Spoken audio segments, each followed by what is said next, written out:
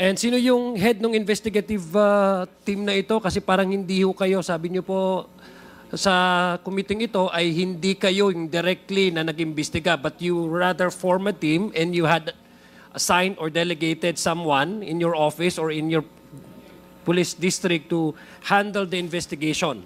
Tama po ba? Sino yun? No, Your Honor. It is the duty investigation because we are on a duty basis, Your Honor. Every day there is a duty investigator to be available in any incident happen to respond for that. So makatuwid, you're in the office, you ordered, and there's a duty investigation, meaning sila yung nag-respond doon sa crime scene, sila yung nag-collect ng mga, kung ano man yung mga ebidensya na makokolekta nila. You mentioned also about CCTV, at sila yung gumawa ng report na yon at binigay sa iyo. Tama po ba?